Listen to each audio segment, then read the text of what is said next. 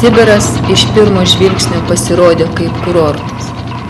Angaros, miškų, susiliejančių su horizontu grožis pasakiškas. Tokio niekur nebuvau matęs. Įspūdžiais dalyjosi Donatas Lengvinas, Antano ir Paulinos anūkas, Povilo sūnus. 2008 metų vasarą grįžęs kartu su Jonu Šatkum iš kelionės į Sibirą. Tačiau netrukus suvokiau ir kitką. Čia tremties vietos. Kraštas gražus, pritarė Jonas Šatkus. Tačiau mūsų tėveliai, seneliai to grožio nematė. Per daug vargo jiems teko iškęsti. Ką savo trumpoje ir laikinoje būtyje turi padaryti žmogus, kad su šaknimis būtų galima išrauti iš tėviškės? Kodėl? Susimąsto Donatas. Begalinė erdvė, kur susilieja dangus ir bekraštė upė. Nėra nei pradžios, nei pabaigos. Nepabėgsi ir nepareisi. Praeities puslapį atvertę, minčių nešami, perbėkim savo gyvenimo tarpsnį nuo tada, kai darnų gyvenimą sujaukė tremtis. Tai mūsų tėvų kančių keliai, tai mūsų tautos istorija. Tremtinių istorija – dalelė didžiosios istorijos. Mes išlikome, vis tik išlikome. Ir kiekvienas esame liudytojai istorijos byloje. O liudytojo teisė ir pareiga kalbėti ir būti išklausytam. –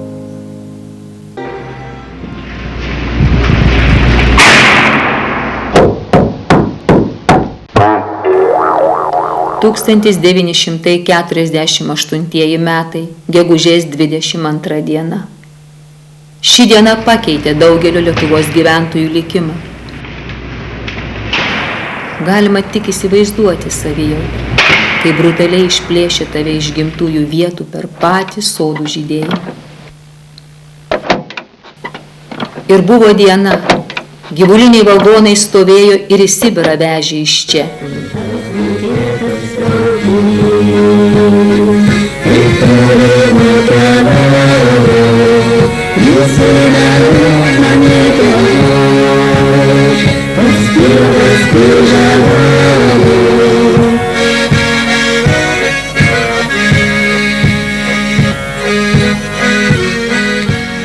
Geležinkelio bėgiais pirmąjį Lietuvos okupacijos ir sovietizacijos dešimtmetį link neaprėpiamo Krasnojarsko krašto nuolat judėjo ešelonai, prikimšti į nežinią tremiamų žmonių, be teismo ir be paaiškinimo.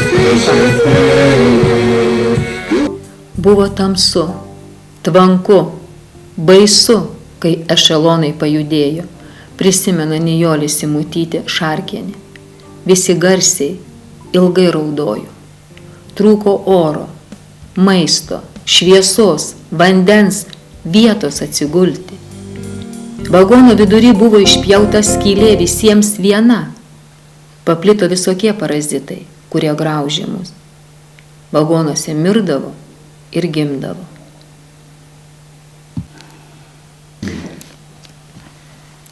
Mamai pasidarė labai blogai. Atėjo sanitarai, išnešė iš vagono ir iki šios dienos nežinome, kur ji yra. Neapleidžia skausmas širdies, sako Vytautas Kaulius. Su ašarom akise sakėme, sudiev tėvynė brangioji, mus veža į nežinę, bet tikime, jog grįšime dar kada, jei gyvi liksime. Prisiminimuose rašo Juozas Šveistrys. Zina Razutytė Petrikienė rašo. Buvo priverstinai išardytos šeimos. Mūsų tėvelis buvo NKVD suimtas 1947 metų rudenį. Mes su mama ir seserim ištremtos 48 metų gegužės 22. Anglių kasykloje ant tėvelio užkrito luitas anglies ir sužalojo, todėl per komendantūrą buvo atiduotas globoti šeimai. Aš visada didžiuosiuos savo tėvais, kurie ne tik iškentė sunkius išbandymus, bet niekada nesuabejojo vienas kitu. Po virš mėnesio trukusios kelionės su ginkluota apsauga gyvulinėme vagone, plukdymo laivu Angaros upe, buvo pasiekta tremties vieta Krasnojarsko kraštas, Kiežmos rajonas, Baltūrino gyvenvietė. Baltūrinas atrodė nykiai. Čia buvo tik keli pastatai. Greta esančiame kolūkyje Kasoj Byk įkurdino mažas šeimas. Varginguose sukrypusiuose mediniuose nameliuose gyveno rusai. Senelių pasakojimą prisimena Donatas Lengvinas.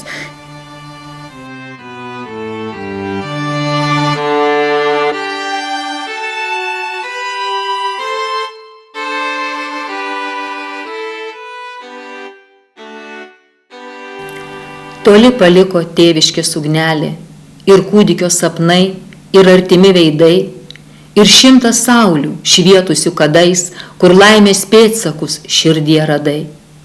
Čionai klampojam alkani, sušalę, kada sugrįžti leisi visagali, kur plaka židinio rami ugnelė, kur kūdikystės nuostabė šviesa nušvinta kertės ir buitis visa.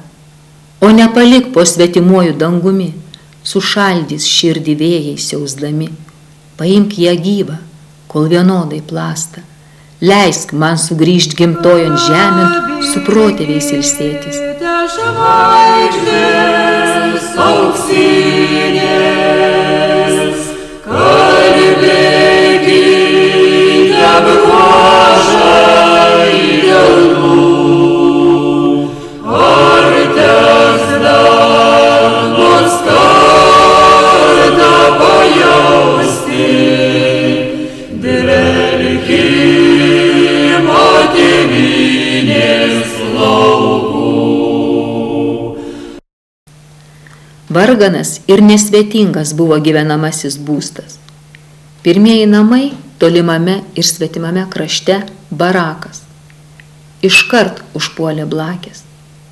Mažytės muselės odą nuėdė iki kraujo. Vėliau žaizdos supuliavo, apėjo luobų. Tai buvo baisu. Darbingi lietuviai pradėjo statytis apvalių rąstų namus. Kiti liko gyventi barakuose. Vienas kambarys vienai šeimai. Plėtėsi gyvenvietė. Iškilo naujas tvarkingas lietuvių kvartalas.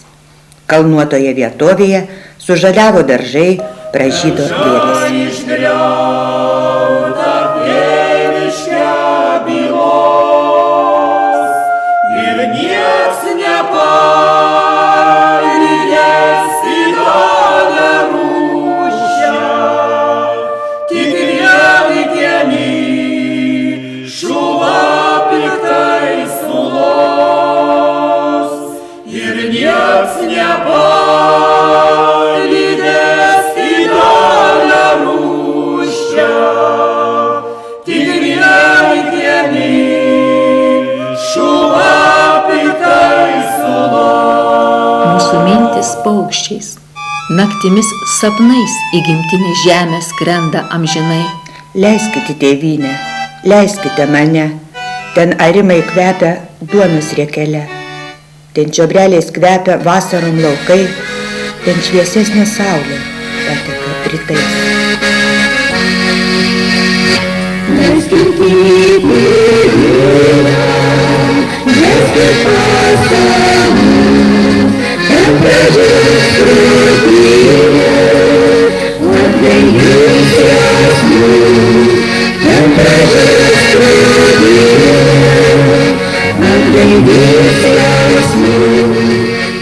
Vyšnios kelio klojo krintančiais žiedais, kai sudie gimtiniai liūdnas pasakei.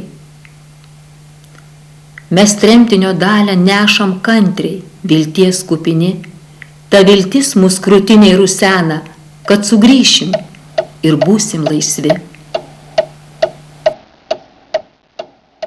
Ką išgyveno vaikas atšiaurioje taigoje, ką jam teko savo vaikišką sielą pajausti. Neteko patirti vaikystės džiaugsmo. Anksti pažino rūsčias Sibiro paslaptis. Kai kurie vaikai dirbo kartu su suaugusiais. Danutė Kuprelytė Gedmintienė prisiminimuose rašo: Būdama 14 metų pradėjau vasarą dirbti plytinėje. Nešiojau plytas, dėjau į 3 metrų aukštį lentynas, kad jos džiūtų, paskui sukraudavau į krosnį, kur jos būdavo išdeginamos. Pirmą vasarą mane 6-metė išleido prižiūrėti kito dar mažesnio vaiko, nors nemokėjau rusų kalbos. Gaudavau pavalgyti. Vaikus prižiūrėti teko daugam. O Juozas Žemgulis prisiminimuose sako: darbininku tapau 12 metų. Jei ne auksinės vasaros, ne mėlynos, vos ilgos, nebūtume mes atėję čia, kur slenka dienos ilgos. Nebūtume mes atėję čia, kur slenka dienos pilkos.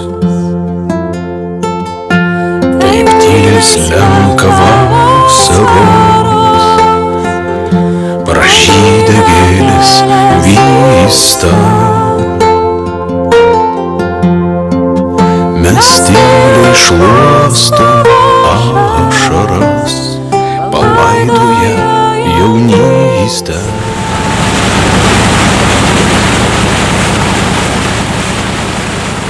Angara, kaip keli nemunai. Gražuolė Angara, nesužavėsi tu mūsų turtais ir tais ramiais vakarais, kai ten vakarinėje pusėje taip gražiai leidžiasi saulė ir skęsta į tavo šaltą vandenį. Angara, Angara, kodėl kažkam šovė baisi mintis padaryti tave tremtinių upe, kad tave amžinai keiktų? Kuogi tu nusikaltai?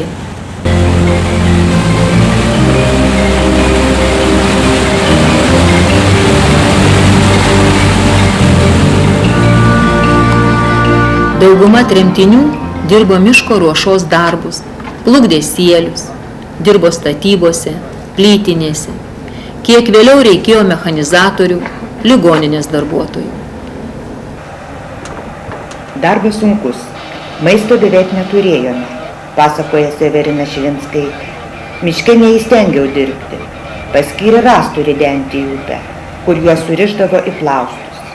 Neturėdama ko pavalgyti, nusilpau. Kojas nusėjo šunvatės, atsivėrė žaizdos, turėjau ir utėlių.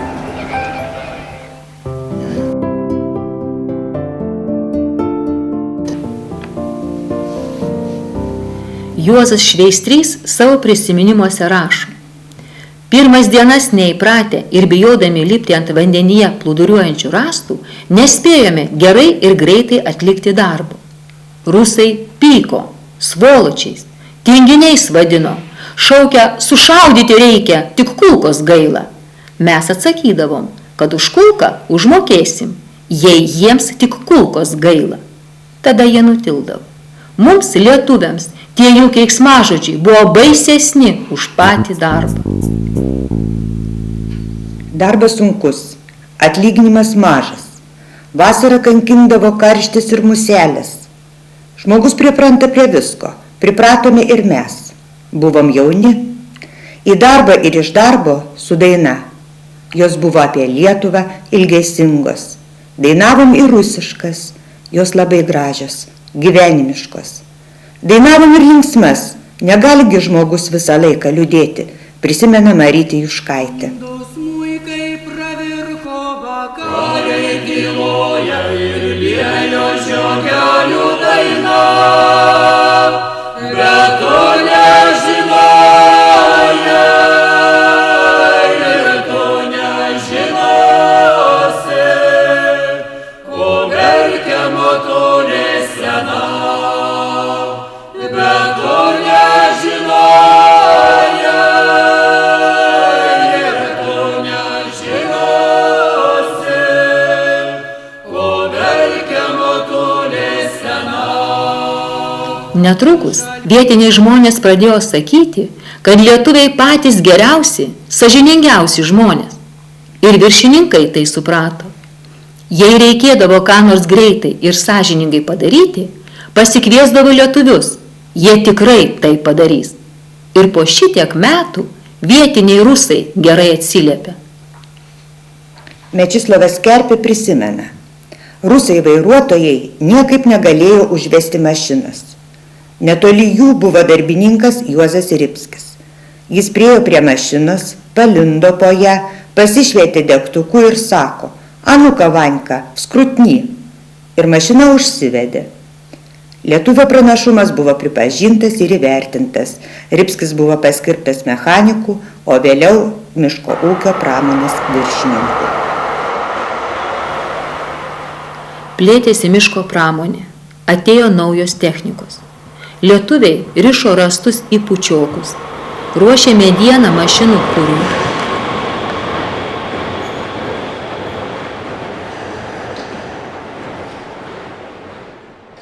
Gamino rankiniu būdu plytas. –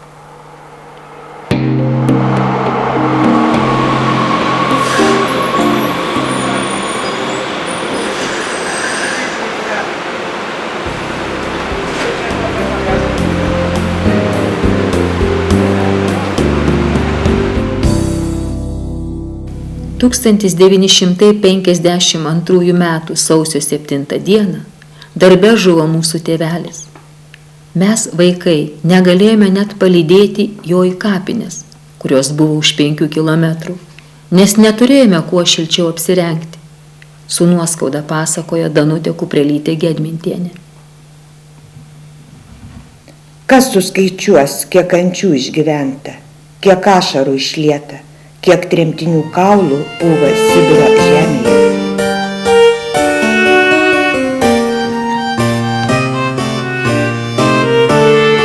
Čia kryžiai mediniai, liūdna ir ilga be galo. Ir matant kapus šiuos, širdis aimanuoja. Tėvynė, juk sūnus ir dukros čia tavo. –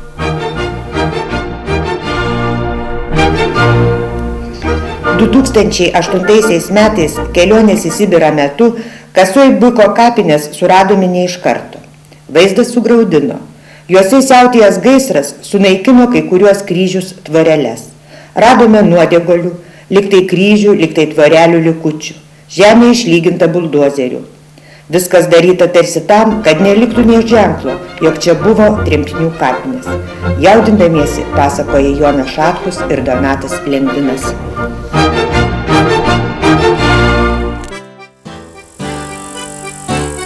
Mokykla.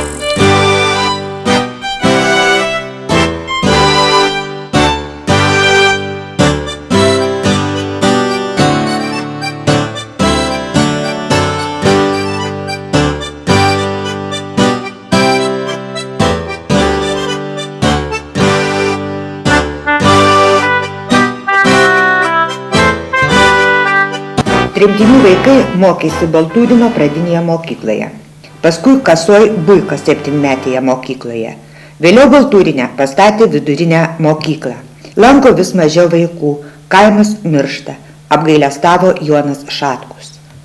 O kokiegi buvusių Baltūrino mokinių prisiminimai apie mokyklą? Mokykloje buvo griežta tvarka. Reiklūs mokytojai užduodavo daug namų darbų. Mokytojai pastebėjo lietuvaičių rimtą požiūrį į mokslą, mena Eugenija Juškaitė. Apie mus tėvai turėjo išgirsti tik tai gerą, nes buvome jų gyvenimo viltis.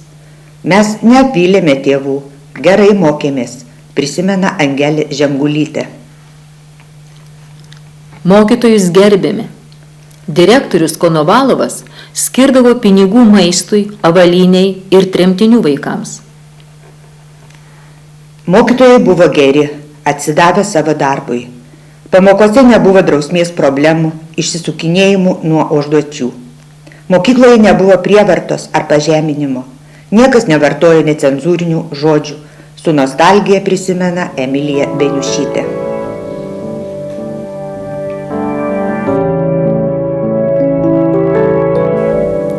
Malda lietuvio lūpose dažnai atstojo trūkstamos duonos kąsnį, negauto laiško eilutes ar nepakeliamą atodūsį. lietuvių tremtinių dvasią palaikė, padėjo išsaugoti lietuvybę ir tikėjimą katalikų kunigai. Baltūrinė juos lankė kunigas Petras Lygnugaris, pasiaukojęs Dievo pašaukimui. Klausė išpažinčių, laidojo mirusiuosius. O kiek vaikučių pakrikštijo, kiek šeimų sutuokė, kiek kapų pašventino.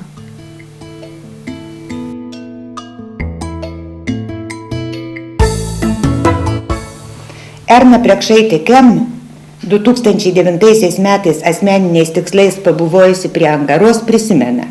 Visko buvo mūsų tremtinių gyvenime.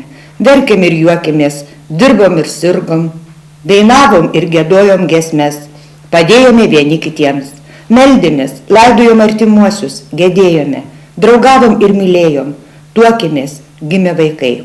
Tačiau pripažino, kad ir Sibire žmonės mokėjo džiaugtis, mylėti, svajoti. Užmirštu aš viską su jomis, gal saulės ne per daug, šviesos gal per mažai, o taip norėjosi gyvent. Maldavau, prašiau, nešau, aš nieko neprašiau, man negaila, man tik gaila žolės ir dangaus.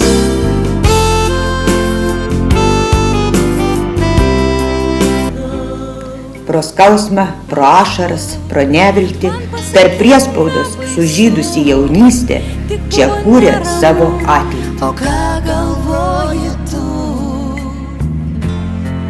Aš žinau, kad gyvenau tik tau, tik dėl tavęs gimiau, dabar jau supratau, kad dviese mums geriau ir lai griūva dangus. Bus likimas dosnus, dabar tikrai žinau, kad aš tave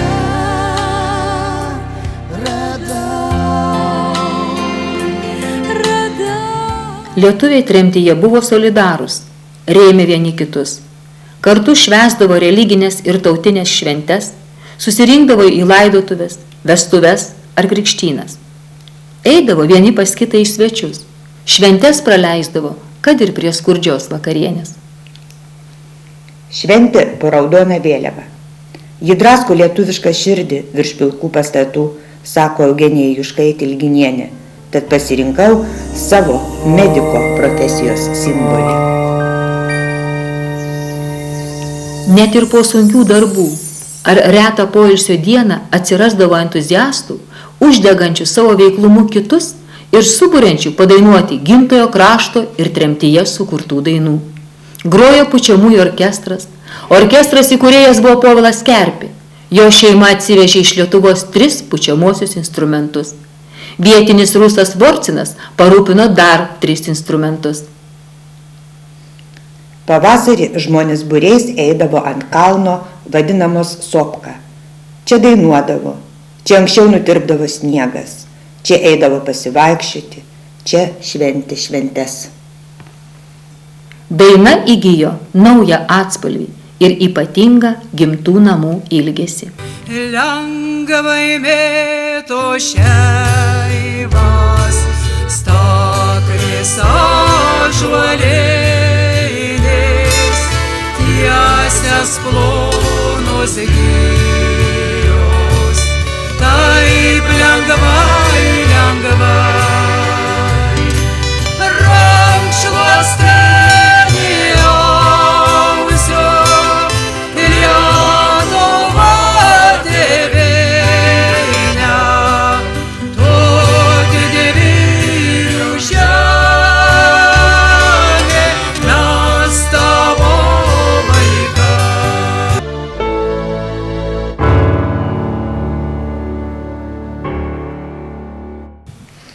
Po 60 metų, susipažįstant su buvusiomis visiškai slaptomis tremties bylomis, suprantame, kad be kaltės ištremti į Sibiro platybes buvo galima kiekvieną sovietų valdžiai nepalankų žmogų.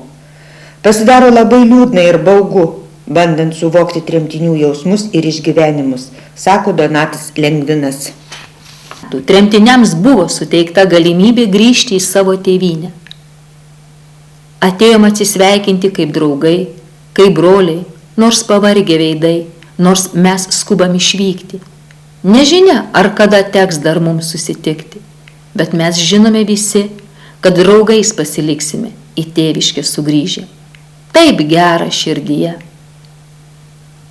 Lietuviams išvykus, Baltūrinas sumenko. Gyvenvietė bus užlieta Angaros upės vandeniu. Už 100 kilometrų nuo Baltūrino Kodinske statoma hidroelektrinė. Angaros vanduo nugramzdins lietuvių tremties pėdsakus.